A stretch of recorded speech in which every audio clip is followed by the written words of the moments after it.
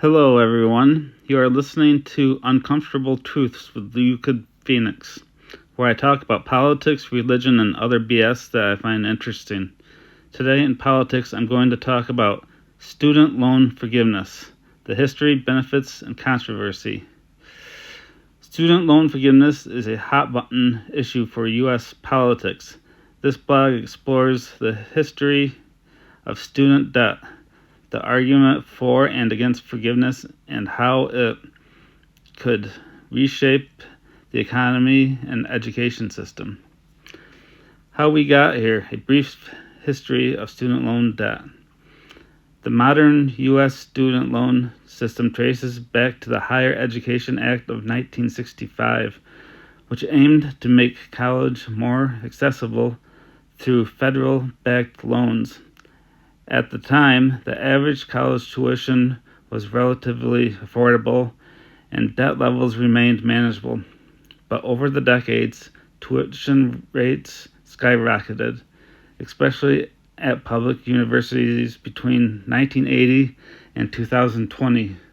The cost of college tuition rose by over 1,200%, far outpacing inflation, wages, or economic growth. During the same period, wages stagnated for working-class Americans. States cut public funding for higher education. For-profit colleges aggressively recruited low-income students and delivered poor outcomes. As a result, Americans turned increasingly to loans to fund their education. Today, over 45 million borrowers hold federal student loans. The total debt exceeds $1.7 trillion. The average borrower owes $28,000 to $37,000, with many owing far more for graduate degrees. Why the U.S. should forgive student loan debt? It would stimulate the economy. Student debt is a drag on consumer spending. Many borrowers delay major milestones like buying a home, starting a business, having children, or saving for retirement. Forgiving even a portion of this debt would free up disposable income, especially for millennials and Gen Z.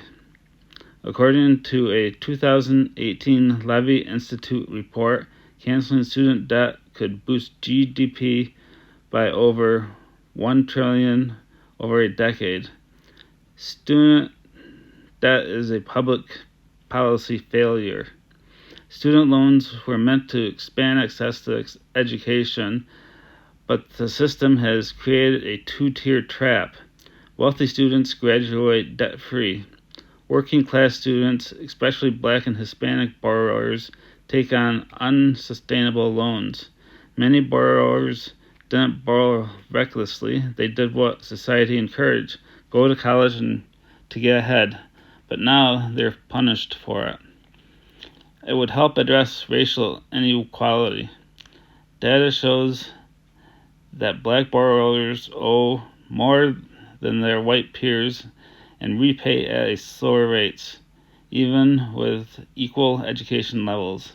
Forgiving debt would disproportionately help marginalized communities affected by structural inequalities in the labor market and education access.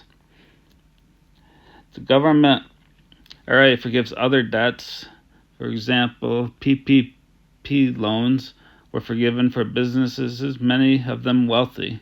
Corporations routinely benefit from bankruptcy protections and debt write-offs.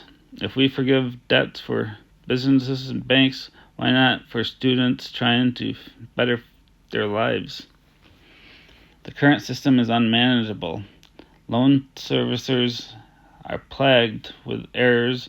Borrowers are bounced between repayment plans, and the Public Service Loan Forgiveness Program has denied over 95 of applicants. Even those who do everything right can be trapped in bureaucratic chaos. Common criticisms and responses. It's not fair to those who paid their loans. Response: this is an emotional but flawed argument. Policy isn't about punishing people for past sufferings.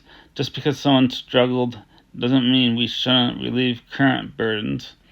We don't deny cancer treatment because others died without it.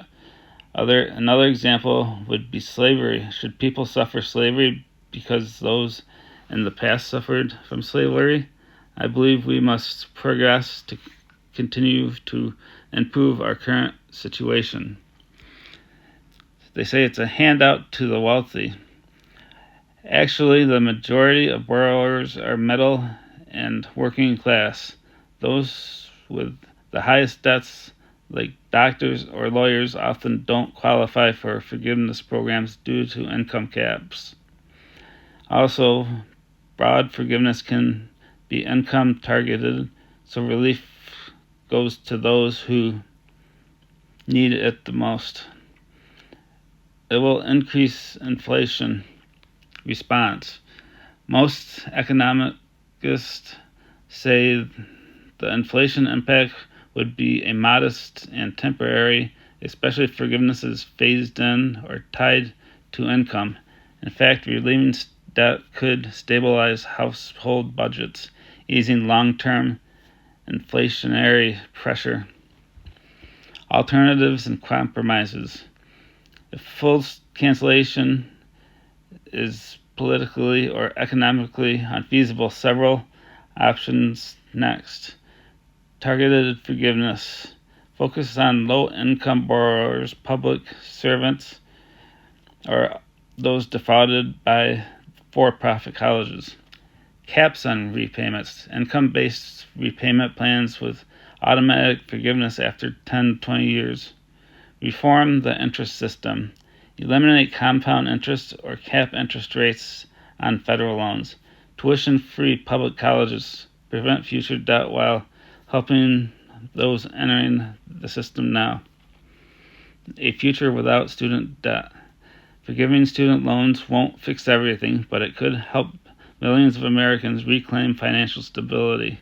Reduce mental health strain. Student debt is a top cause of anxiety. Restore faith in the promise that education should be a pathway, not a trap. The student loan crisis didn't appear overnight, and solving it will take long-term reform. But forgiveness, partial or full, could be a powerful first step toward restoring fairness, opportunity, and hope in the American dream. That's it for now. Visit me at www.euclidphoenix.com. It's www.euclidphoenix. Euclid is spelled EUCLID. So have a visit and hope everything's going well. Thank you for listening.